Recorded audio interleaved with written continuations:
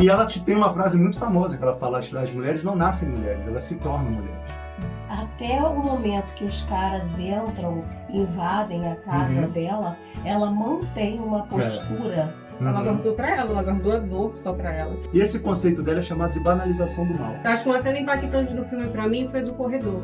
Gente, eu morri ali, eu chorei, assim, litros. Não sabiam eles que eles estavam praticamente enterrando, né? Simbólico, né? Simbolicamente o pai ali. Ela não deixou de levá-los pra tomar o sorvete. Eu falei assim, olha a força que uma mulher tem que ter.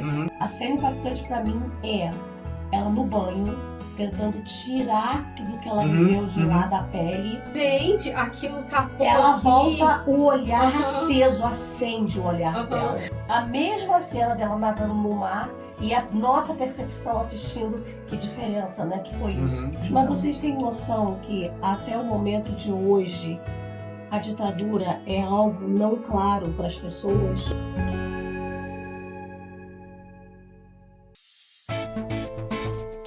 Bem-vindos ao canal Cultura e Ditadura. Não. Brincadeira. Caralho. Tô brincando.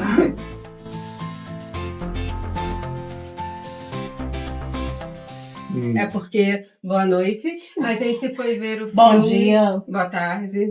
Boa madrugada. A gente foi assistir a um filme Ainda Estou Aqui. Lançamento agora de novembro, né? 2024. Fernanda Torres. Fernanda Torres. Eita! Fernanda Torres. Quem sabe Oscar? Celton Mello. Quem sabe ela vinga a mãe agora e consegue, né? Isso. O filme é muito importante, é um filme muito necessário, né? Principalmente no período que a gente tem vivido, em que certas coisas, ou por ignorância ou por falta de caráter de certas pessoas, tem certos momentos que deveriam ser enterrados para sempre e a gente faz questão de repetir, né? A sociedade faz questão de repetir. Então é um filme que é muito necessário e que é aconselhável que todos, né, vão ver para poder ter uma visão mais próxima, né, do que foi, do que aconteceu, não ficar só como referência de algo que tem num livro de história, é uma nota de rodapé, uma coisa falada muito no geral. Eu acho que uma qualidade do filme é justamente mostrar um núcleo familiar, né? Mostrar um drama de seres humanos ali e construir esses seres humanos para a gente gerar uma identificação e expor essas pessoas a um horror, uma barbárie, né, que aconteceu no período do Brasil e que, por intenção de muitos, isso ficaria enterrado, né? Ficaria esquecido para sempre. Eu posso dizer que a população, em geral, não conhece histórias desse tipo, que aconteceram muitas durante a ditadura. E eu, particularmente, não conhecia essa história do Também. Rubens Paiva. Nem sabia que tinha um livro. Não. Mas esse é Rubens, ou Rubens. Mas eu não conhecia a história da família Paiva, não tinha noção. E não li os livros do Marcelo Paiva. E, para mim, foi assim... Cheguei no filme crua. E, apesar de saber das barbáries da ditadura, eu ainda fiquei muito chocada com o peso do filme e de tudo que tratou ali, a forma como foi tratado. Certo. O vídeo é sério, mas eu tenho uma crítica ao filme. Por que colocaram o Humberto Carrão como um homem feio? Quem é Humberto Carrão? O Joaquim. Eu não sei o personagem dele, eu não conheço. Gente, colocaram ele, caracterizaram ele como um homem feio. Mas ele é gato. E por Mas que às você vezes disse... a pessoa na vida real é daquele jeito, né? Porque ele Era feio. não sei, porque era a moda dos anos 70 também, às vezes, né? Os Mas óculos, é esse momento. Mas... Ele que deu a notícia da morte. Entendi. Se eu colocar a fotinha dele aí, eu acho ele um homem bonito. E caracterizaram ele como É porque era Mas os anos 70. caracterizaram. O que você quer dizer com a isso? pessoa era feia. Não, mas a moda era diferente. Às vezes o personagem que ele tá Agora eu sei representando, do momento em que você tá falando. E o homem é bonito. Mas Barba, cabelo. bigode. Agora, só pra eu pontuar as minhas gracinhas, depois eu vou deixar vocês falarem dos assuntos sérios. Pra mim, o ponto alto do filme são elas se bronzeando com Coca-Cola. Meu Deus. Mas era moda mesmo. E eu estava com fome e eles só falam de soufflé o tempo todo. Eu nem sei se eu já comi soufflé na minha vida. Mas toda hora eu vou fazer um soufflé. Se eu soubesse que você vinha fazer um soufflé. Eu falei, tô com vontade de comer soufflé. E tomar Toddy. Aí pegando Que uma Toddy deve coisa... ser patrocinado. Ela como dona de casa, né? Como ela toda ali para a família, aquela mulher exemplo. E te filmaram os momentos felizes, né? Em que ela se transformou depois de uma mulher tão batalhadora, né? Vamos pegar por aí, então, para falar o nosso primeiro conceito filosófico? Então, beleza. Essa jornada dela teve vários pontos no filme que mostrou isso, né? Teve um momento dela falando para os caras assim, poxa, vocês estão fazendo tudo isso e vocês não incluíram mulher nenhuma, né? Nisso que vocês estão fazendo. Nós não podíamos saber porque vocês queriam nos proteger. Mas aí tem uma contradição, porque a amiga dela, toda Marta, amiga, professora, nem prestei atenção quem ela era, então, fazia parte. Justo, porque existe a classe da dona de casa e a classe das revolucionárias, das estudantes e a tal, professora. Né? Exato. Por que tem tanto professor? Você tem um momento em que ela pega o habeas corpus para ler, o cara fala, isso aqui é grego para você, entendeu? Ou outro momento que ela tenta resolver alguma coisa na ausência... ela estudou advocacia depois. Ela tenta resolver alguns problemas na ausência do marido e ele fala, não, isso aqui é com o Rubens, deixa que o Rubens voltar, ele resolve, né? Quando ela é presa, o próprio cara fala para ela, daqui a pouco você vai voltar para o seu gamão, para suas crianças, né? Então isso tem um conceito muito interessante da Simone de Beauvoir, a gente nunca falou dela aqui no canal. Acho que é filósofa, primeira filósofa, né? Sobe a fotinha. Fotinha Simone de Beauvoir aí, existencialista e um ícone do feminismo, e fez parte encabeçou muitos movimentos feministas, né? Francesa, da década de 30, mais ou menos, que ela começou a atuar. E ela tem uma frase muito famosa que ela fala, as mulheres não nascem mulheres, elas se tornam mulheres. É com a jornada e a partir da trajetória da mulher que ela vai descobrindo a sua força, né? Vai descobrindo o seu papel. E ela tem um conceito muito legal que ela apropriou para ela, que é o conceito do outro. O outro é uma questão ampla no existencialismo. Praticamente todos os filósofos existencialistas vão tratar do outro, porque o existencialismo crê na nossa existência como relacional. Ou seja, nós estamos sempre à mercê de alguém, o olhar de alguém, seja por comparação, seja por rivalidade, seja por cumplicidade, ou por amor, você tem sempre alguém. É você em relação a alguém, né? Então existe a presença do outro. A Simone de Beauvoir vai estudar a questão do outro partindo da presença da mulher na sociedade. A mulher é sempre o outro. O mundo é padronizado para os homens. O homem é a referência. O homem é o padrão. Né? O homem aquilo foi feito para o homem. E a mulher é um complemento do homem. E ela está lá como um acessório. Então, o filme retrata muito bem como ela saiu dessa posição de acessório para ganhar um protagonismo, né? Para ganhar forças, né? E resolver os problemas e retomar a vida e conduzir a vida dos filhos e deixar de ser só aquela dona de casa, né? Para ser protagonista da vida dela. Nela que até o momento que os caras entram, invadem a casa dela, ela mantém uma postura. Isso pode realmente ter sido verdadeiro. Isso não é um olhar do Walter Salles. Pode ser, mas é por aí mesmo. Você fala da questão dos caras serem muito assim. Você não vê um bandidão com o dente rangendo falando, eu vou te pegar, né? Mas ela tá morrendo, né? E ela tá morrendo de medo, mas ela consegue manter. Quando ela oferece o almoço, fala assim, não, eu faço questão. E você vê como é que eles são muito polidos, muito educados, muito formais, né? Isso a gente pode trazer um outro conceito filosófico. Mas isso que mete medo. Então, justo, é uma outra filósofa. É uma sombra. Que se chama Hannah Arendt, também é um ícone feminista, e ela investiga mais o totalitarismo, perda de direitos e tudo mais. Ela começou a investigar essas coisas antes da Segunda Guerra, e o trabalho dela ganhou muita força depois da Segunda Guerra. O que aconteceu com ela? Por isso que eu vou chegar lá nessa reação da... Você pode falar o nome? Hannah Arendt. Ela é alemã com ascendência judaica, né? Fotinho da Hannah Arendt aí. Então, ela foi ver um julgamento, como ela estava escrevendo o livro, ela foi ver um julgamento de um general que tinha participado de várias atrocidades durante a Segunda Guerra. E na expectativa dela, ela estava assim, eu vou me deparar com um monstro, eu vou lá ver um monstro falando. Chegou lá, era um senhor muito bem educado, muito bem apessoado, um burocrata, entendeu? Falando toda a etiqueta do mundo. E quando falavam para ele para justificar o que ele tinha feito, ele falava assim, eu só estava cumprindo ordens. Eu era uma peça do sistema e estava cumprindo ordem. E isso ela viu que era meio que um discurso espalhado em todas as pessoas que faziam parte daquela engrenagem. E no Brasil aconteceu a mesma coisa, e isso é um padrão em todo regime totalitário. Você tem uma ideologia espalhada, né, difundida de cima para baixo, e as camadas de baixo só estão cumprindo ordens. Você não vê que é um ódio enraizado, não é aquela coisa, uma causa que a pessoa pega com paixão para defender. Se as ordens de cima mudarem, o cara muda também. Ele não tá, é uma coisa banal. E esse conceito dela é chamado de banalização do mal.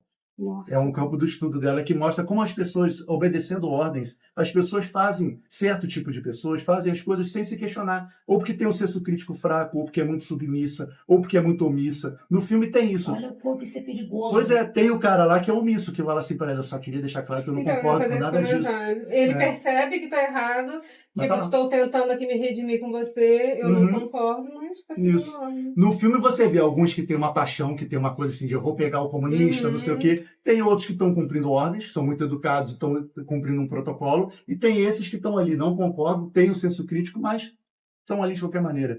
E a Hannah Arendt fala muito da questão de individualizar a culpa. A culpa não é do Estado, não é do sistema, não é do regime. A culpa é das pessoas. As pessoas que deixaram acontecer. E essas pessoas têm que ser punidas uma a uma.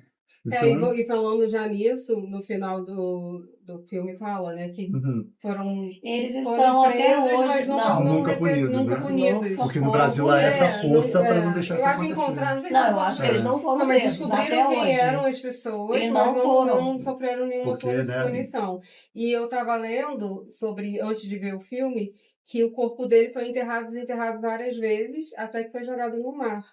Isso até é bom pesquisar, né? Porque eu vi numa fonte só, para poder não deixar rastros de ser encontrado, realmente. E voltando para o filme agora, saindo da filosofia um pouquinho, ela escondeu dos filhos por anos, pelo que eu vi, né? E eles tinham morrido. Ela guardou pra ela guardou a dor só pra ela. Acho que uma cena impactante do filme pra mim foi do corredor. Me deu um mal-estar várias cenas, mas a cena do corredor que ela tá sendo levada e só ouvindo com Chamados coisa. porões da ditadura, né? Que mostravam sendo afogada ali, aquele corredor, pra quem tá vendo, me deu uma sensação. O filme todo dá uma sensação muito ruim, muito pesada, baixa energia. Falando Mas em o cena corredor, impactante. uma loucura.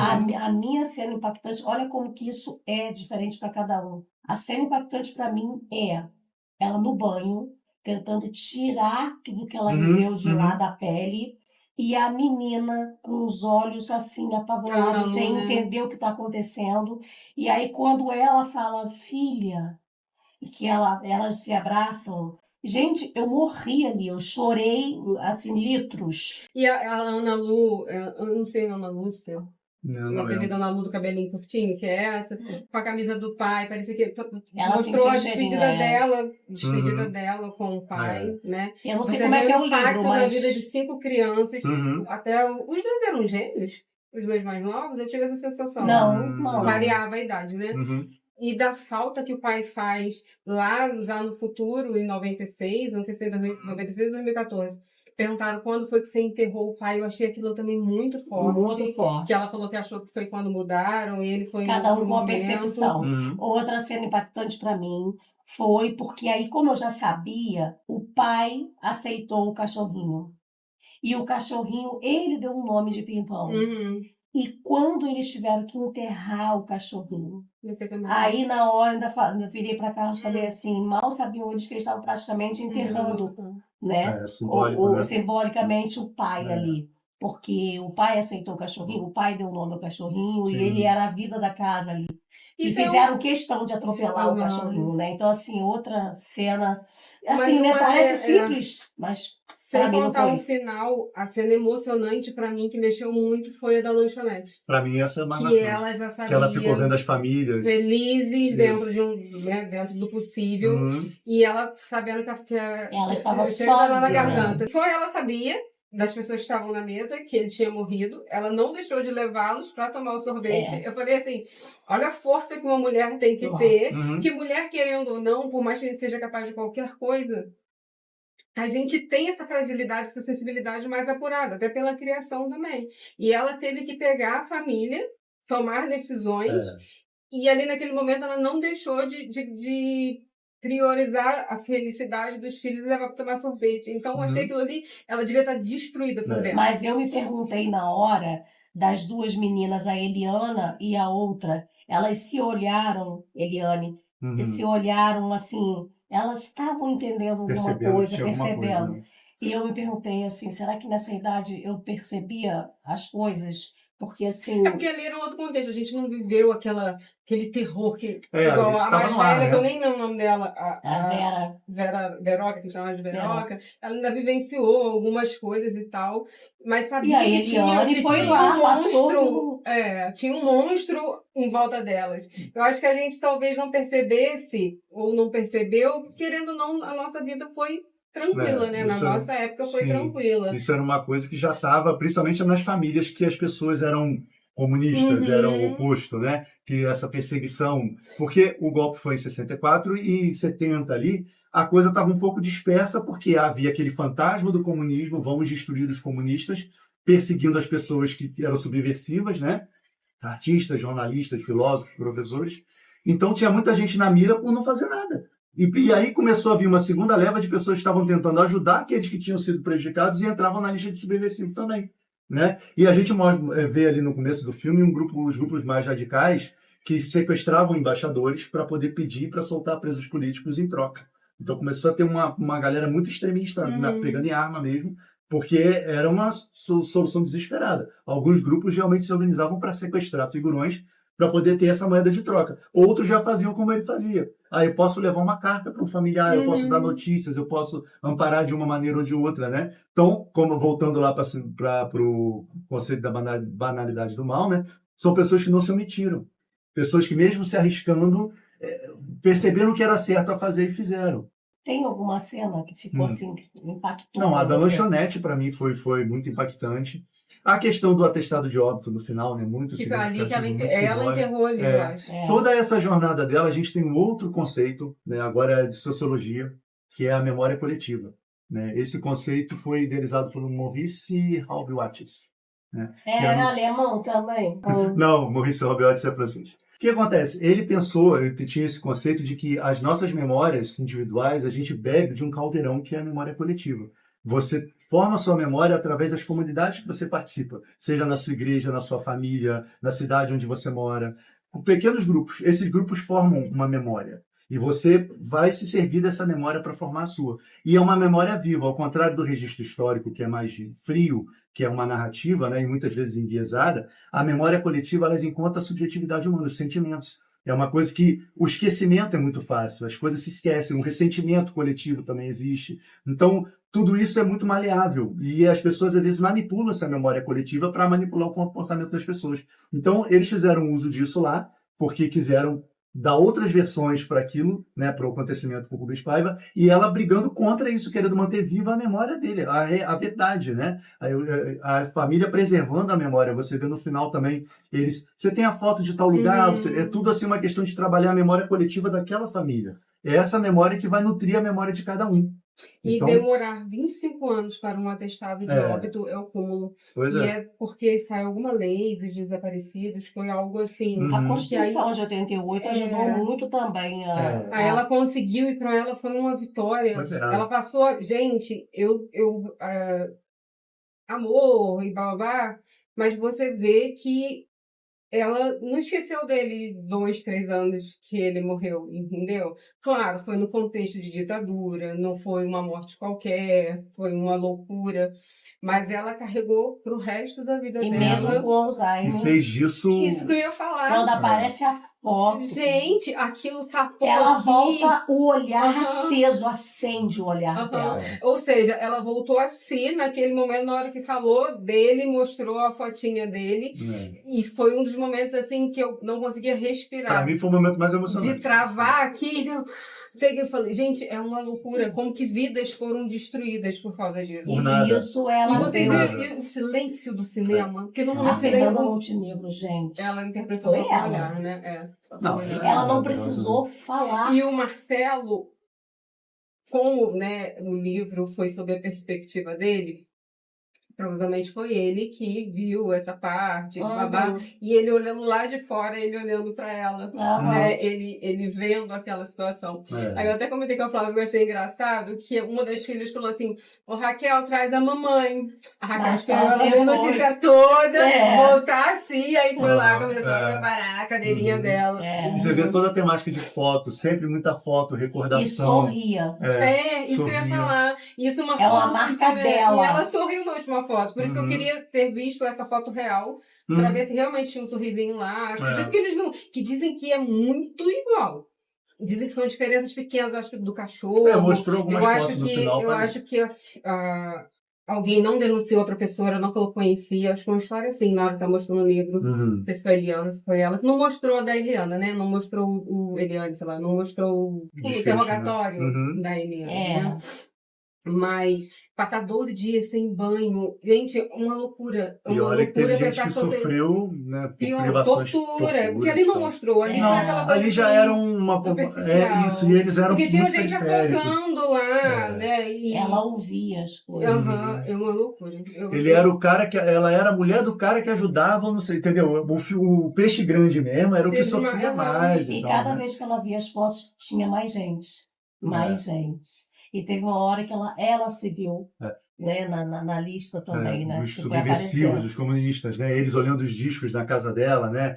Caetano Veloso, King Crimson, né?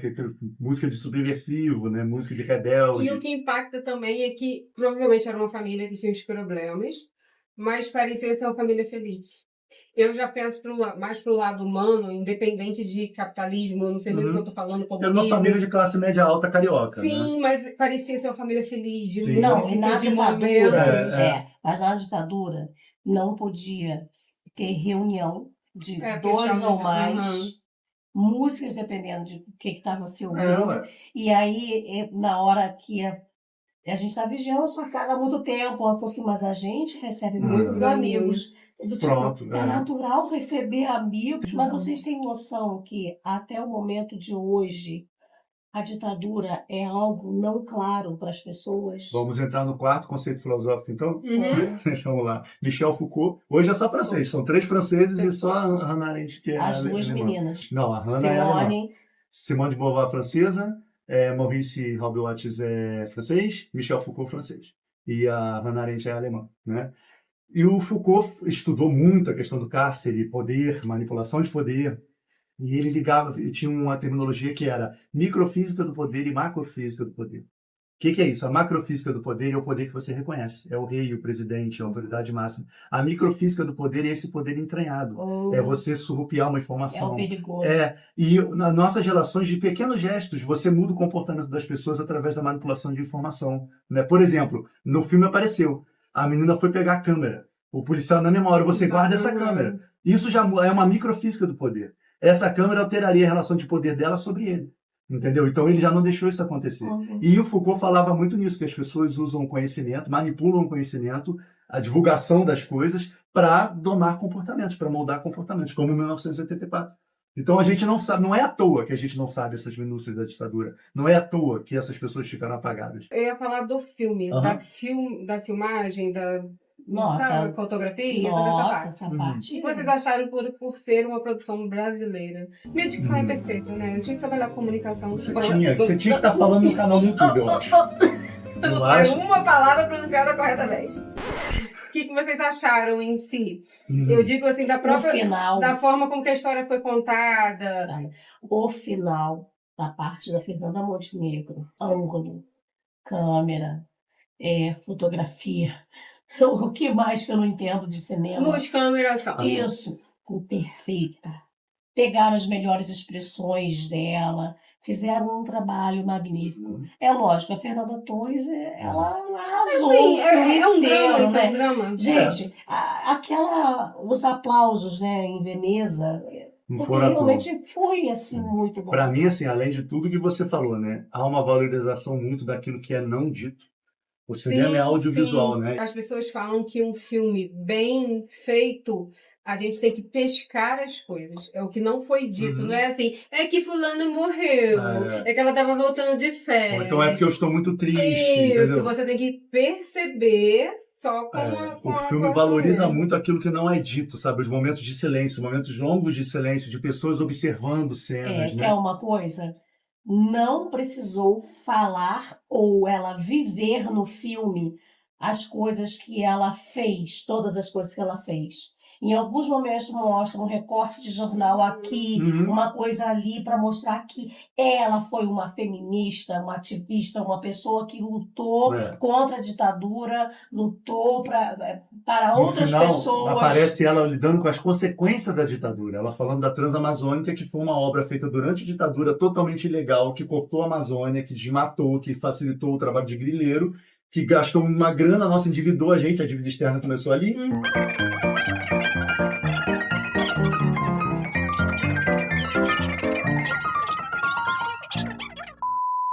Ainda falando sobre a parte que você falou da estrutura mesmo, como foi filmado, né? O ritmo do filme, ele transmite muito bem o que eu acho que deveria ser o cotidiano na época. Aquele suspense, aquela sensação de que a qualquer momento uma coisa ruim ia acontecer com alguém. É verdade. Você tem isso no ritmo do filme, nas ações das pessoas. Até um momento feliz é interrompido por um olhar, uma expectativa. Uma campainha, um telefone. Um helicóptero que passa, um carro que passa na rua diferente. Gente, a cena inicial dela no mar.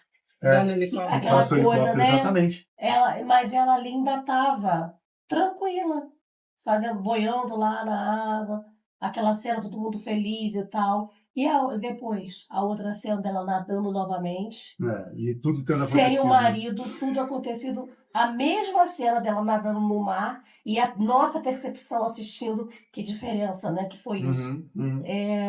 Cenas muito, muito bem pensadas, muito bem colocadas, muito... Agora, falando da atriz, a gente vê o contraste, né, dela em Os Normais e naquela outra série que ela fez com a Beltrão. A Fátima. A Fátima. A Fátima. Que alguém tá te olhando. Você conhece? Nunca vi, não sei quem.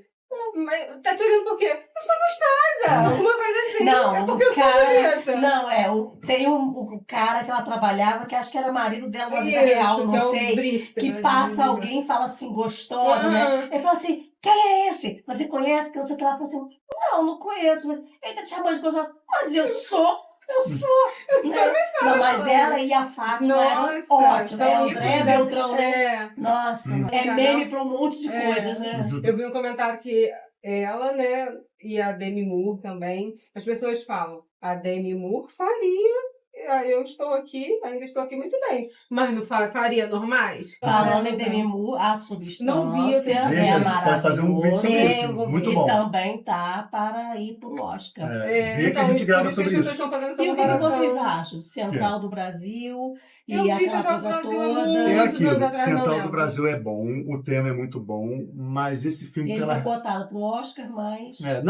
Mas esse filme foi injusto, perdeu injustamente, eu acho que deveria ter ganho. Tanto a Fernanda Montenegro quanto o filme. Mas esse filme, pela relevância do tema, pela maneira como foi tratado, pelo momento que a gente está vivendo no mundo, né, uma volta a esse tipo de pensamento totalitário, fascista, né, de perseguição às pessoas. Então, por isso tudo, eu acho que esse filme valia uma visibilidade maior, não acho. Ainda não foi indicado, né? Primeiro está concorrendo a indicação. Está correndo ainda para ser.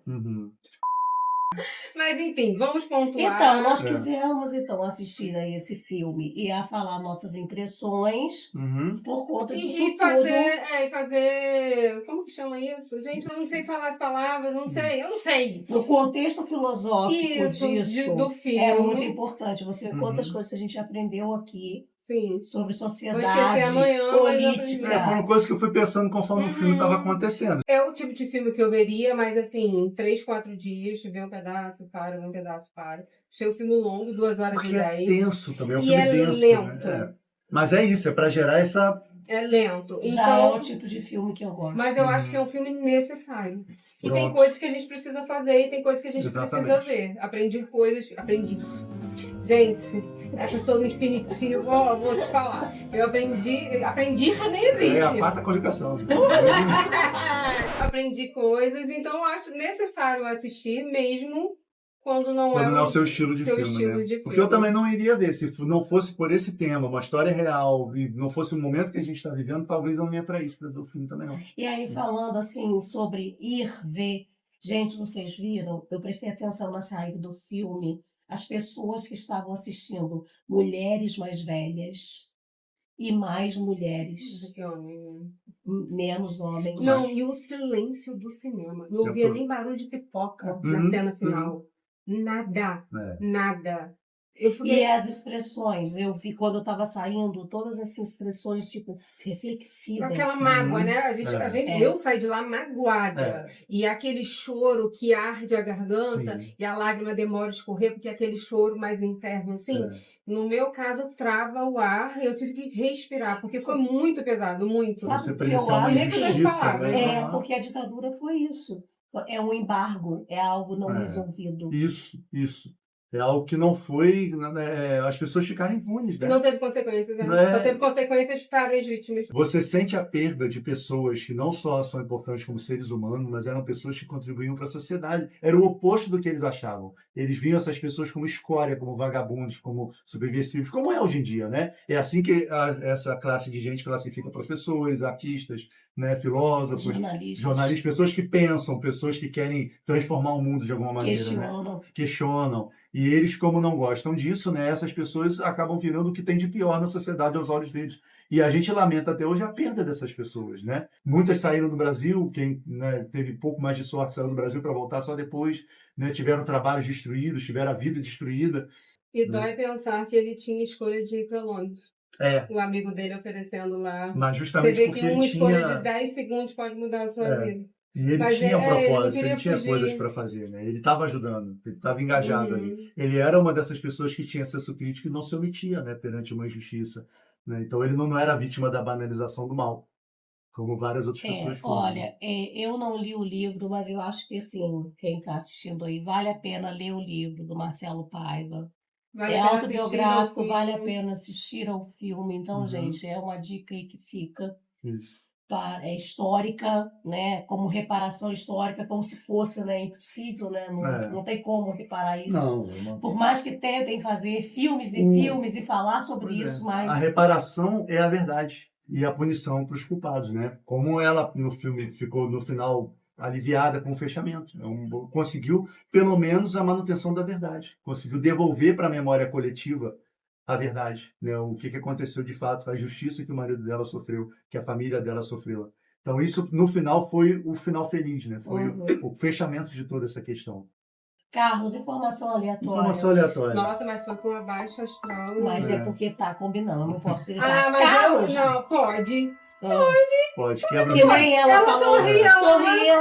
Seria por quê? Então tá bom. Carlos! Informação aleatória. Pronto. Vamos falar aqui. Dentro da cara desse povo. Bom, já que eu falei da Simone de Beauvoir, né? Vamos falar dela então.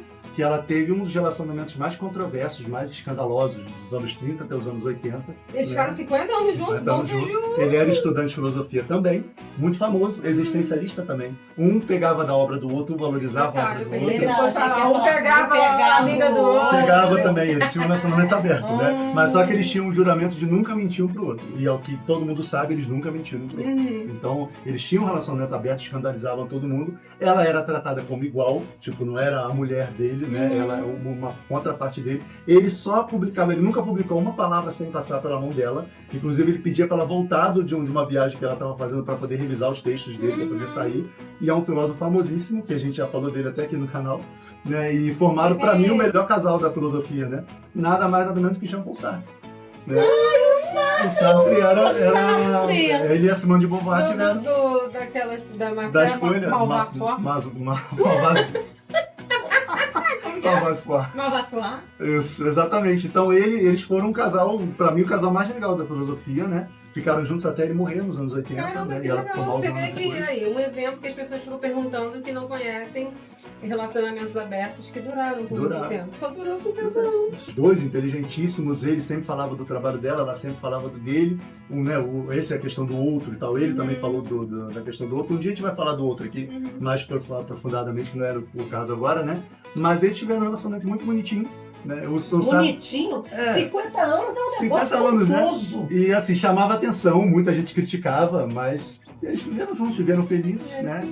Era um relacionamento intelectual, romântico, era tudo junto. Esquecendo das convenções. Então essa informação aleatória que tem a ver com a Simone de Beauvoir. Muito bom. Mas enfim, assistam o filme, assistam os outros vídeos Vão do ler canal. os livros do Marcelo Paiva. Lê o livro desse povo aqui Feliz também. Ano Velho. Sobe o livro de vocês, vamos fazer uma propaganda Pronto, aí, ó. sobe o Sobe os livro livros aí. Isso aí, a gente nunca mais falou dos livros aqui. Exatamente. Inscrevam-se no canal. Não usem Coca-Cola pra se bronzear. Nem Boa. água com sal. Deixe hein? uma Quem receita de fez isso? soufflé pra eu... quem fez, né? Deixe uma receita de soufflé pra eu não fazer, mas Exatamente. pra eu, quem sabe, fazer. Não vai atrás de frase feita e chavão, que não quer dizer nada para perpetuar a maldade aí pelo mundo. Não vai atrás de movimentos malucos que pregam a perseguição dos outros e de minorias. Isso aí. Procurem saber direitinho o que estão lendo, se é verdade mesmo, se não é. Só conselho bom. Só conselho bom. É isso? E não repare se não teve caos nesse vídeo.